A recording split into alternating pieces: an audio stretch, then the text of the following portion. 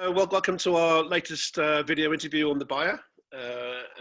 Today we turn the focus on the importer, the supplier, but also the retailer in all-in-one company, and Wanderlust Wines. And joined this morning by its founder, the charismatic personality of Richard Ellison. Hello, sir, how are you? We're selling hats now. Look at this, Wanderlust hats. They'll be on the website shortly, I'm sure. No, you can actually buy these beautiful Wanderlust hats on the high streets, courtesy of another retailer. But and what's the shirt about then, Chief? This is just general office attire these days, I suppose. And we're also joined by Françoise Mathis, who's just recently joined Wanderlust. So welcome to you. Thank you so much. Hello. Hello, nice to meet you. And you've joined from Robertson Wine, I understand. Correct, yes. Yeah. And when did you come on board with Robertson? With Wanderlust, pardon. In August, so 20 days shy from it, yes. Okay, great. Okay, well, we'll explore why you moved over and what your role is as we go along. But for those who don't know Wanderlust Wine, Richard Ellison, do you want to chat us through and tell us about how Wanderlust Wine came about? Because obviously your background isn't actually in wine, is it? You've moved over from the world of finance. Yeah, that's right. I mean, in practical terms, before this I was a banker for 12 years. But previous to that, I was a chef and then a food and wine technologist. So sort of the banker thing for me was, I suppose, a natural way that I just sort of fell into it. But when you're lending money to businesses, you see the good ones, the bad ones, the ugly ones. You see really, really talented people with really bad ideas, or really, really poor people with great ideas. Yeah. So it was a great way of learning the world of business sort of through the eyes of the entrepreneur, if you know what I mean, because you'd be saying, are we going to lend this guy £1 million or not, sort of thing. It wasn't exactly, I didn't find wine as the thing I wanted to do straight away. It sort of came back around as something, gastronomy has always been my thing. I just love food and wine. So, it sort of came about, but four years in nearly, I think September will be our 4th year anniversary. So, I suppose when I started, the whole premise behind Wanderlust is it does what it says on the tin. It's, my love of travel. When you go and travel, you find these amazing small producers. So you go to Santorini last week, there's a guy making amazing Assyrtiko. You can't buy it in the UK. That's the whole idea. It's going to find these gems, these small producers, and part of the backbone of it is organics and sustainability, bringing those into the UK and representing them exclusively here in the UK. So for me, the whole idea around provenance in food and wine, where does it come from? What's the supply chain? Who made it? What's in it? What goes in your body and on your body, whether it's moisturizer or it's cheese, it's the same idea. That's not going away. That's something people are more and more concerned about and interested in understanding. So that's really, I guess, the concept I started with, and it's still really the concept now. It's still a pretty simple and very true ethos of finding these small producers and bringing them here. But where you stand out, I guess, from my experience, is you've got that side of it from the sourcing aspect. You've got very kind of strict, clear strategy from the sourcing side, but when it actually then involves how you then sell those wines. So you, from what I understand, when you started off, you had the view that the whole channel management thing didn't really kind of come into your reckoning. You were quite happy from the outset selling direct to consumers, selling to the on-trade and selling to the off-trade. Did you talk us through that? Yeah, I think, again, if I strip it back layer after layer and try and get really to the core under the skin of why, I think that's the most important question, is why. It's about finding these small exceptional producers. The whole reason of why you do that is to engage the wine lover, right? Who are we selling the wine to? Well, we're selling it to a wine shop or a wholesaler or a restaurant or direct. The whole point is there's a consumer at the end of it. And whether they're actually sat in a restaurant, the sommelier is telling them a story, or whether the wine shop's telling them a story, or whether we're doing it, or whether they're part of our wine club. My idea has always been to sort of connect that consumer full circle with the different channels that they can buy wine and consume wine through, the story of those producers, and again with the organics thing, can be connected in that way. So from the start, I mean, my original idea when I was sort of trying to get the business model together, or the idea together, the concept, was maybe just to focus on restaurants, because like a lot of people know, and as we've seen through COVID, you know, when restaurants are up and trading correctly, in good times, you know, once the account's open and once the restaurants love the wines, I mean, you've got a constant source of reordering, whereas consumers are notoriously difficult in terms of delivery, courier problems, breakages, complaints. I didn't like the wine. You know, you've got a whole service problem there. So from the start, yeah, I just thought, I wonder if restaurants will just be it. But quite quickly, through that whole idea of the full circle connection for consumers, people, you know, normal consumers were asking for the wines. So that naturally pushed us into the bracket. And then I suppose very quickly I realized, I mean, when you're first getting going, right, I started a full-time job at the bank. There was no way I could service. There's no way I could service the orders. I mean, how am I going to mess about with, you know, invoices and, you know, how am I taking payment and all those sorts of things? And that's when I really cottoned on to the idea that if I was actually going to do this and make a go of this, I had to use technology to automate that sort of service element of the business. Actually, yeah. So the technology side of it has been really fundamental. I know when we first met up all those 4 years ago, it was that technology that actually was giving you a route into the market, you know, in this incredibly competitive place that we're in. So talk us through a bit more about your technology. So I guess the first idea is, you know, I looked at the market when I started the business, or had played about with sort of importing a bit of wine and selling a bit of wine just to get an idea for how it worked. And then when I looked at the market, really, you sort of had this very similar to the banking market. You've sort of got the number of players at the top that dominate the market with all the market share, you know, huge people cost, huge operational cost, not many people in the middle, sort of, you know, of a decent size. There's not many. And then a load of smaller independents at the bottom, all specialists, all with great reputations, but struggling or trying to eat some of the big guys' lunch, right? Trying to get there.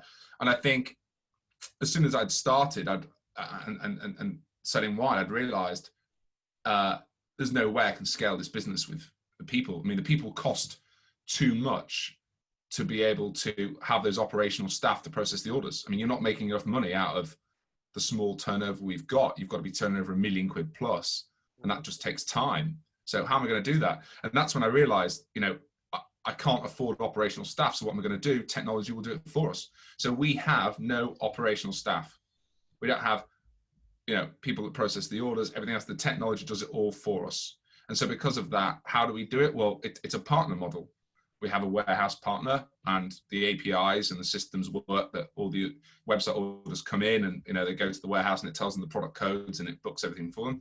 And then the courier network, which I think someone we're going to talk about with COVID, was just such an important part of our model, is, you know, it books the courier turns up the same day, gets the wine, delivers it the day after to the consumer with text message and email control. So you've got this really quick, easy and scalable business model. I'm not paying for full-time staff to sit there waiting for orders. You're only paying every time orders get processed. So it's fully scalable if the economics work, which they do. And yeah, that's taken time to refine, right? Technology is notorious for if things go wrong, it can be a nightmare. But it was having that model in place that gave us the ability to really take advantage of all the orders that came through during COVID, and been able to actually deliver on them and not just fall short. Yeah, so you, in a way, you were able to build up the business on the whole direct-to-consumer aspect first, and then the trades were able to layer the trade on afterwards. Was that how it worked? Yeah, it's sort of been a bit of, actually, it's been a bit of a balance over time. You know, when I very first started, it was out to the SOMs, you know, which restaurants are interested, let's get feedback, you know, get it placed, and really focused on the top tier Michelin star down crowd, because we're going after small organic producers, small parcels of stuff. So that fits very well into that arena where there's more of a premium offering and more of a story. And then the consumer thing came in, and then getting that model right. We then focused on consumer to try and build that and prove the business model, and get that sort of the operational side of the tech working. And then, as you said, layered on more trade and more trade, to a point where you've sort of got a business model with the different channels, which is really, the cogs are turning. It's all going in a great direction. So, we've been growing, 100% plus every year, and that's my goal, is to keep doing that for as long as possible. Yeah. So going into COVID, then, I mean, you in a way, on paper, had a kind of business model that was well tuned for COVID, because you already had this DTC model. So many of your peers, not peers, but other wine specialists have really had to ramp up the DTC side, or even switch to DTC completely. But to talk us through how COVID's been for you, and how the model has shaped up. Yeah, I mean, I think when I'd spoken to other, as a young merchant into what is a pretty difficult industry to break into, people would sort of, I wouldn't say people would laugh at me, but people would sort of make a bit of a joke, of a few quips about, why are you bothering with consumers? Like, haven't you got better things to do? Blah, blah, blah. Yeah. But again, I go back to that. It's the full service model of connecting the consumer through the different channels with that small organic producer. And so coming in, I mean, it was sort of the perfect storm for us, because we've got, one, a scalable business model, two, a direct to consumer model, website, wine club, an hourly delivery, right? All of those three channels for consumers were set up and working. And I'd already identified last year, probably halfway through last year, we needed equity to be able to grow. So I quickly realized that, going and raising equity around Q4 towards Christmas in the wine industry is going to be an absolute nightmare. So let's not do that. So we put that off. So in January, started that, and then we had sent out an EIS fundraising deck to people in February, so before COVID struck in March, and then that closed in April at 200% of what we needed. So that was a really interesting thing. I think, quite honestly, I mean, I think any of the smaller merchants maybe watching this will empathize. Trying to grow as a small merchant is really difficult, because every time you take on a new producer, the cash you've made has to go back into more stock, and you end up in this just cycle of all your profits being churned back into more stock, more producers, improving your business by your portfolio. And really, we were, I wouldn't say we were close to the line, but cash was a problem before COVID, and then we raised the equity, and then cash was not a problem because of what we did. So it's been quite funny, really. So being really cash strapped and making sure you pay all your producers, to then suddenly, raising all the equity, and then because there is no lag, we expected to hire Françoise or a Françoise, earlier, but obviously because of COVID we didn't. That meant we had more cash in the bank, and then because we were saying less to restaurants, consumers pay up front, you haven't got that 30-day, 60-day cash lag. So yeah, it has been a bit of a perfect storm, but I don't think there's many brands that can sort of tell the story of raising equity through a global pandemic. And I think it shows the strength of the business model, that it was, 200% subscribed. And actually, can I ask you what kind of investors you have? Where did that equity come from? The kind of people who were. It's a great question. I mean, last year when I was sort of teeing that up and thinking, who do I go to and where? I mean, we raised, hundreds and hundreds of thousands, but not less than £500,000, let's just say, in that sort of bracket. There are certain sources of equity, right? And they'll only put in £500,000 or millions, or there are different people that want to invest at different sizes and different sort of risk of assets. And for us, I think I wanted investors that would be supportive and would understand what we're going on and be part of the journey. So naturally, I wanted our consumers to buy in if they were interested. So number one, email out to consumers crowdfunding style without paying the crowdfunding fees and the crowdfunding platform. Do you want to be part of this? We had tens of people come back and say, yeah, you know, £1,000 the minimum, you know, put in 10, put in 20, put in 5, you know, put in 1. And so you've got a collection of consumers, and then more just private individuals. But that's quite a commitment in itself. I mean, it's one thing being part of a wine club and paying 60 quid a month to a wine club or whatever it might be, to be putting 5-10 grand into you know, business, particularly during the middle of COVID when everything's going crazy. Yeah, I mean, there definitely was during that process, because what you obviously do is you send the deck out to people, say, this is the deck, if you're interested, let me know, and we can send you all the detail and the financial model and everything. And then you're obviously you're nervous waiting for those responses of yes, no, maybe. But when you've got those and COVID struck, you have that sort of, oh shit moment of, is everyone just going to pull out of this? Yeah. And actually they didn't. Only one confirmed investor pulled out. And actually, as we progressed down the line, more people came on board, which is why we're 200% subscribed. So we thought we were going to be 100 and something percent, 120%. And then actually more people came on board because, you know, EIS funding, you know, you've got the tax benefits for the consumer, or for the taxpayer rather. Those people have still got those tax problems and are still looking for those EIS investments that will help them mitigate their tax bill. And so, yeah, we ended up with a small number of large investors, and then a much larger pool of consumers. Can you pinpoint? I mean, with some of the larger investors and more corporate investors, I mean, what aspect of your business model is it that they were most attracted to? I mean, gut feel with the DTC. What has been the big calling card for you in terms of getting the bigger investors in? I think it's the fact that the model is, we've got no operational staff. It's scalable and proven. You know, I think I feel confident to say that, right? We've done it for 4 years now. We know it can scale before COVID. And I think when you look at the baseline economics, I've always said, I mean, you know me, Rich, I've always been a bit of a disruptor. One of the first things I said is, why do I need an office? Why am I going to pay £75,000 a year to sit in a building? I'd rather pay the staff bonuses of 70 grand and make them happier than just pay it for rent that we don't need. So that's why we've always worked from private members clubs like 67 and others.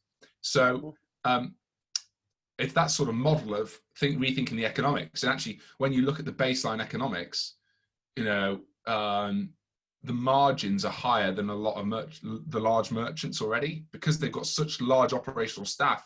So I think it's the idea that technology powers a much better economic model if it doesn't go wrong. And because of that, there's more money to do other things. I think actually you mentioned earlier about people sort of looking down at you a bit about why you're bothering with consumers, but conversely, and I think that this crisis has sort of proven this, is like, in a way, you've been in a bit of a blind spot, a lot of more established businesses, because you have become from this technology-driven, get your distributor partner, your courier partner, your technology will sort that out. That kind of blind spot is what a lot of wine companies haven't necessarily thought through. I mean, look at the Wine Society stopped delivering, Naked stopped delivering. I mean, that was a gift horse, right?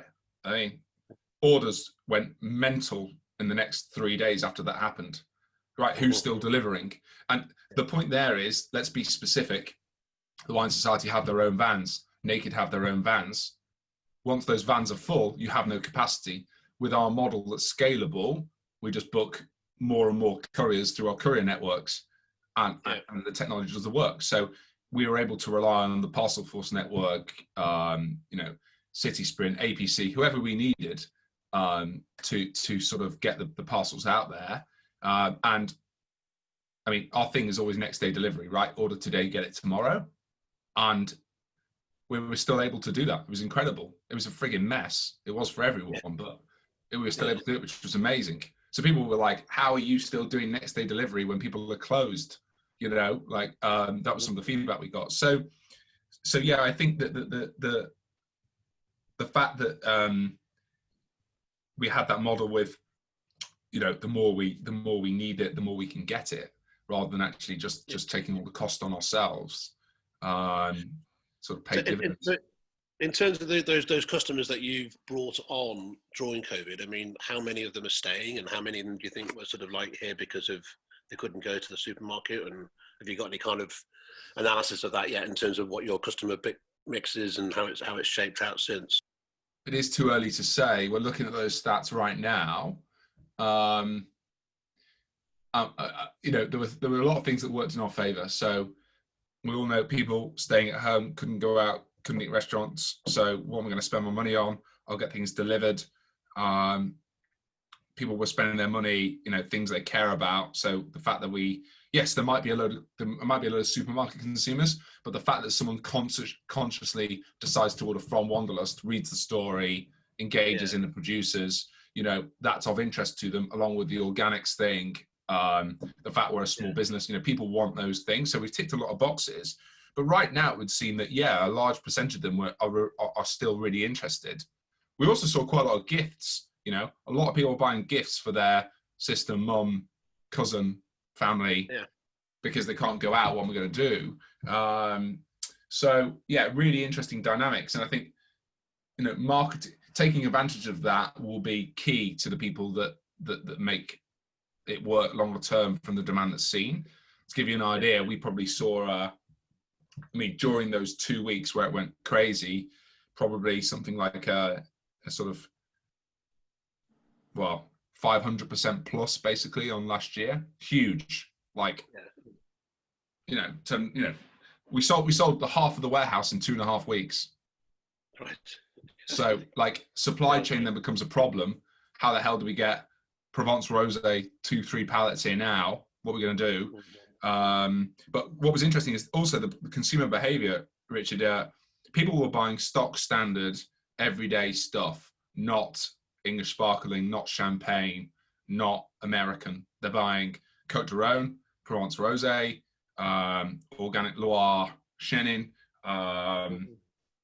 South Africa, great South African wines that are good everyday drinkers. So you had the bulk of the purchase was, I need to stock up everything I need day to day, and then I'll pepper some more interesting, more expensive stuff in. So a different style of consumer purchase as well. Good. Well, and the other side of the coin is obviously the trade side. So, and how did the trades? Obviously, the on trade closed down. But I mean, what was your trade mix during that time, and how is that returning, or if it is? So trade mix pre-COVID would have been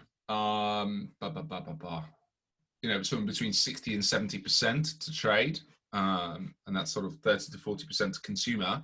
Obviously, that has completely dropped off. Only certain off-trade outlets have continued, especially in local high streets. I mean, one of the things we'll talk about is, you know, the return to the suburbs and local towns. Actually, people are spending their money there rather than going into London, for example. And that's what we've seen now. The demand for more and more orders, especially for off-trade, has been, you know, local shops, delis, you know, good wine shops that were open. And the trade now, I mean, like I said, it was always on our plan to recruit sort of a head of on-trade, and Françoise was sort of a perfect fit, really. You know, really well respected. All sommeliers sort of told me how great she was, and would seem to fit the bill really for someone we wanted to come on and elevate the proposition and sort of reinforce that you know, a really great team that we've got. But it is still getting back on its knees, you know. Yeah. Central London now. I mean, is that in a way potentially quite a brave movement? I know you mentioned earlier that your intention was to have a head of trades or to bring in that extra skill set, but to sort of do that when most of the restaurants were actually closed, that's quite a brave move. It is, but I think we've also got, I mean, the glass is definitely half empty here for us. I mean, yeah, we're a small, independent, growing company, growing 100% plus year on year. We've got to keep that going. How do we do it? Well, you know, there's definitely more room in trade for us. Part of that as well, Rich. I mean, the question there is, what's going to keep our growth trajectory going? Well, improving the offering, improving the portfolio, looking for more of those small producers. What names have we got, you know, and expanding on that. So that's been another piece of work that we've been doing, but that's key, fundamentally key for the trade to get on trade and off trade right, I think, with the right offerings of what they want and need for their customers. Okay. And as a small business, right, you don't have every region and every wine. So François, can I, sorry, waiting in the wings there.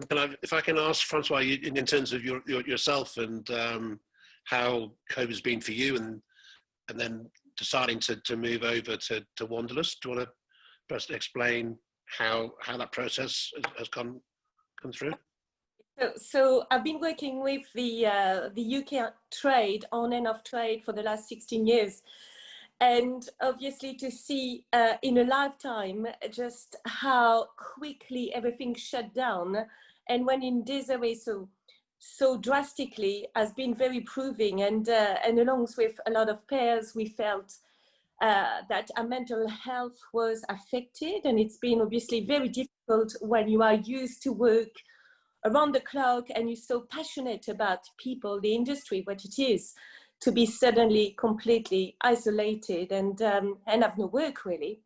So it has been proven, but I kept myself incredibly busy by doing lots of online courses. So like digital marketing, already thinking that the online sales were really the future for the wine trade, at least for the short time. So sadly, my position with Robertson was made redundant, and I was absolutely blown away by Richard's, as we discussed, focus on technology. I mean, the wine industry is notoriously bad for technology and social media, and we're just starting to get to see some great digital marketing initiative, but it's only taking part in the last 5 years, really. So with Richard's approach, I felt really, really interested into doing something that's new and a bit breaking the rules about how trade is working.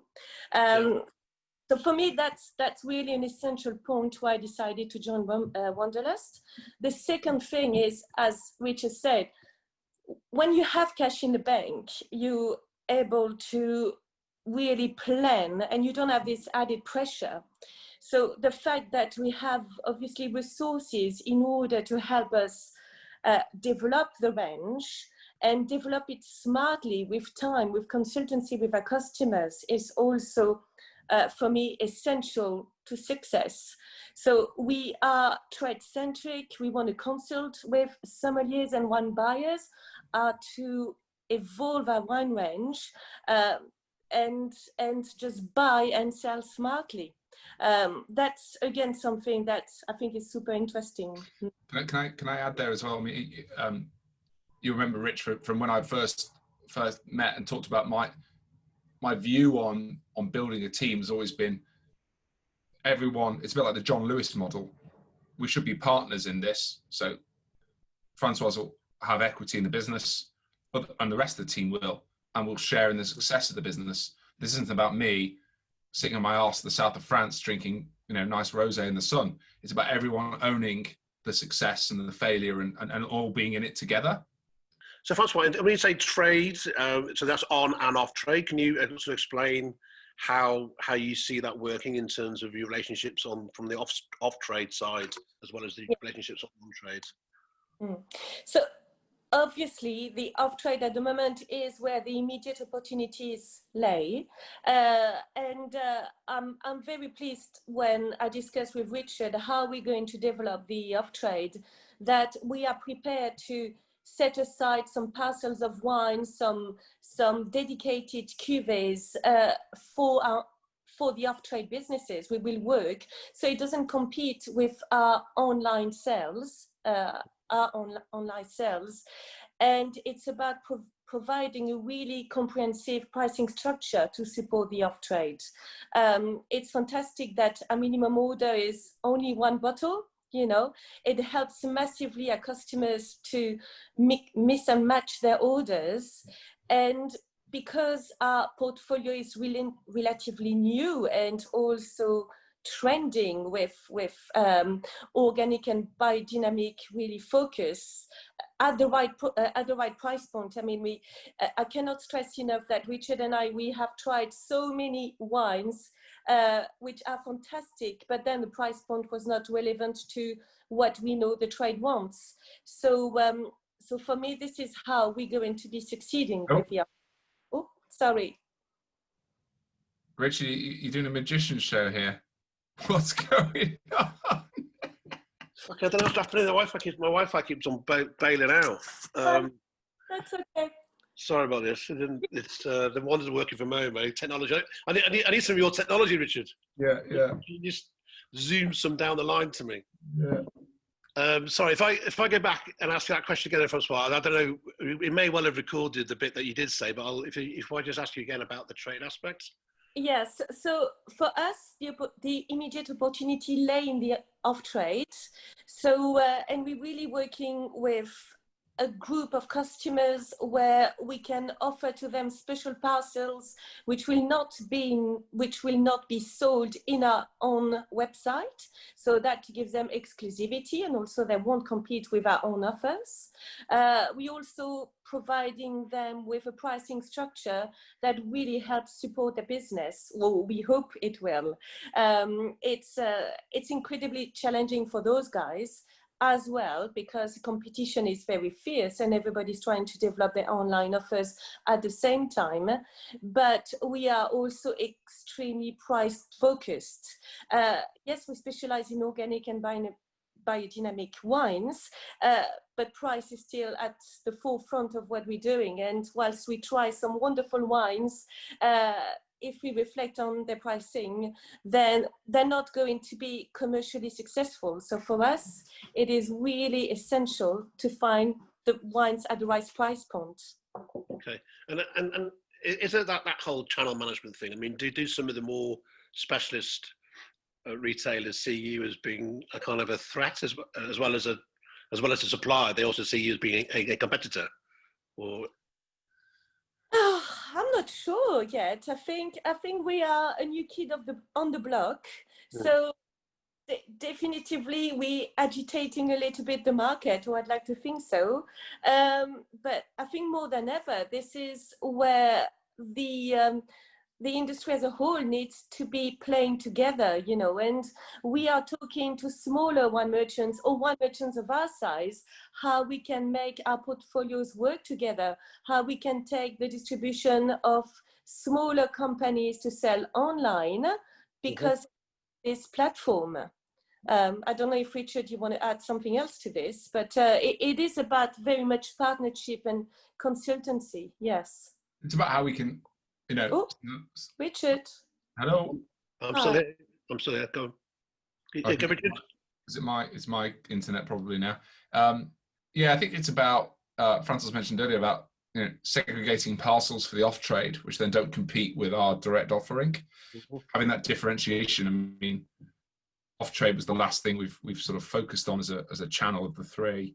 But getting that right, I think, is key with, as Françoise said, the right wines from the right regions at the right price point. And that's the key thing, you know. If the wine's $5 are too expensive, it's not going to sell. What is that? Define that, let's go and curate and make sure the portfolio does what it needs to do, and then make sure that it doesn't compete too much directly. I mean, we've got to make sure that offering complements and helps those off-trade customers, not just gets in the way of them being successful. Pricing is part of that, right? Yeah, and do you think that kind of collaboration is something which you're going to see a lot more of? I think so. I agree. I mean, we've seen how Dirty Dozen worked for many, many years. And I think this is a time of a new kind of Dirty Dozen, but even with smaller wine merchants.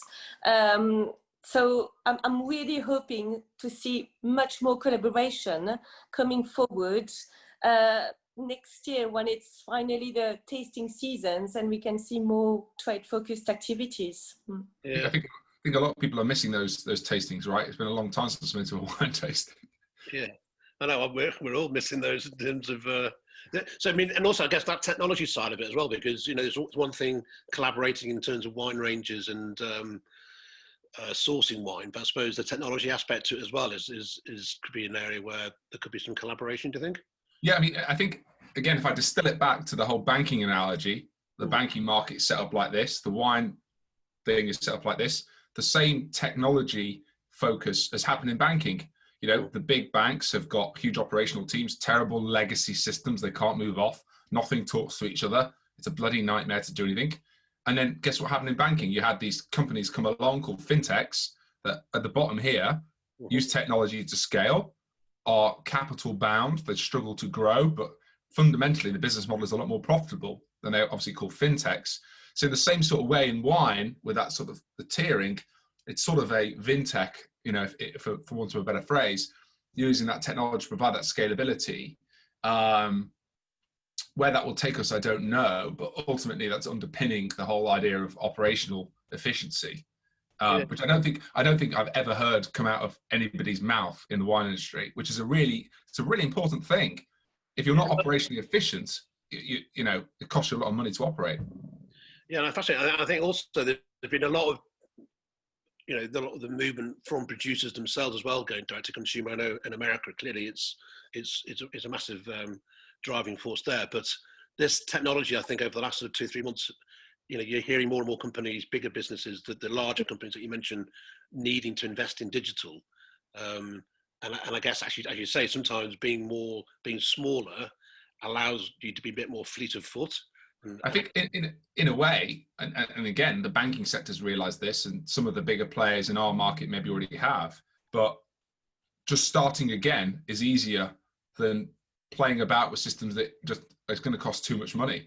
Fascinating, yeah. The people that, for example, all the big companies that might employ, you know, the big consultants, whether it's Deloitte or someone to come and advise what they should do with their systems, it's cheaper just to start again and work it all out. But I don't know, I've never seen a lot of technology expertise in our industry. There is in banking because there's a lot more money. It's a very profitable sector. The wine industry is notorious for low margins. So this generally attracts less talent. People get paid less. They've got to love wine. And there's also less talent in other sectors that sometimes would normally be there. So it's quite interesting dynamics, really, yeah. So as part of your equity funding, are you going to invest some of that equity in your technology then, in terms of how you scale that up? Only a little, actually. I mean, it doesn't really need much more. There's a little. There's some costs we're taking on now, but you know, it's only a few thousand here and there. Actually, the money from equity raise will be gearing our expansion for more stock, more producers. That I suppose a portfolio separation between sort of our own direct consumer, off trade and on trade. Now, what does that look like? How do we build lists that are built out enough that work? That's ultimately the difficult question that Françoise, I, and the team have got to answer. So it'll be used for various things, but mainly people and stock. Right. Good. Okay. Well, just finally, I mean, in terms of how you see the next sort of 6 months shaping out, I mean, perhaps Françoise, if I start with you, and yes, with your on-trade background, I mean, how do you see the on-trades sort of evolving over the next 6 months in terms of what kind of wines they'll be looking to take on and the challenges? Yes. Well, the first thing we need to fact in London, being we are still doing a lot of business in London, 2/3 of the city workers are still working from home. So this having a profound effect about how restaurants in the center will operate, if operate at all, really. Richard mentioned, and there was an article just yesterday or this morning about it, how neighborhood restaurants, neighborhood trade is performing. So that again requires flexibility with this. I did mention about minimum order delivery terms, which are very, very flexible. And I mean, one bottle is very attractive for the trade. And I think we will need to be much more flexible with the on-trade business we are dealing with. What concerns me as well is the potential depremization of prices. So people have less disposable income, or potentially some will have less disposable income. So how is it going to reflect into the sales of you know, perhaps not very premium wine, because those ones will still sell to a certain percentage of consumer, and that's fantastic. We need them, we love them, but it is, you know, the second bracket, so wines between 60 and 100 pounds, those price brackets will be affected by the day-to-day consumer. And this is really something the whole business have to think about. Yeah, and I suppose there's still move towards smaller wine lists as well. I mean, they're talking about smaller food menus, and I guess. Yeah. Oh, absolutely. It's obviously I just started, and despite, you know, the huge amount of passion and obviously energy towards the business, I'm well aware that many customers will not want to deal with new suppliers, and it's how to manage this as well, because it's a lot of barriers in order to progress. But again, I believe that our business is perhaps small, but very flexible, and that flexibility will be key to a lot of people. Yeah, what's interesting, Rich, really is obviously when we go to SOMs, we often say, right, this is what we do. We're a smaller business. The way that they often pigeonhole the market again would be, you know, they're a large player. Can I get a retro? Or are they a small specialist? I'll get some really cool stuff to pepper the list. The large sort of retro play is all dependent on volume, and volume isn't there right now. So a lot of the SOMs are turning around and saying, I may as well just have really cool stuff and revamp the list into a shorter list of really esoteric things, rather than, right, I'm going to sign with whatever large corporate it is and I'll get a 8% retro or rebate or whatever it might be. So it's definitely different times at the Mo, and we don't really know what's going to happen. But like we said, we think the glass is half full. Yeah. And just finally from you, Richard, then, I mean, and in terms of how you look ahead, obviously you're just scaling up the business. What next for you then in terms of your growth? Is it people? Is it wine? Is it technology? All those things? I think it's a bit of everything, trying to keep all those cogs turning, really. I mean, I'd love to say that I think we're sort of at the size we need to be, but it maybe feels like we would need maybe one more person eventually to get to the size we want to. And I guess I think what will be the most fundamental factor in us being really successful will be getting the portfolio right. If we get the portfolio right with the type of names we want, you know, and we build those brands in the UK and get them into the right segments, that's ultimately, I think, what will give us the expansion and the volume increase that we're looking for. So yeah, for me, it's maintaining that 100% growth. How do we do it through the 3 channels? And just go from there. Yeah. Good. Well, I wish you all the best with it. I mean, I know when you first came into the sector, sort of what, 3 or 4 years ago. I mean, that way that you saw the industry in a completely different way to anybody else that I'd come across in terms of that whole technology side of it and your banking background. It's great to see how you've now evolved and put in place many of the things that you've said that you wanted to do from day one, and evolved as well. So. Well done for that, and Françoise, good luck with your new job. And thanks for your time today. Thank you. Cheers. See you soon.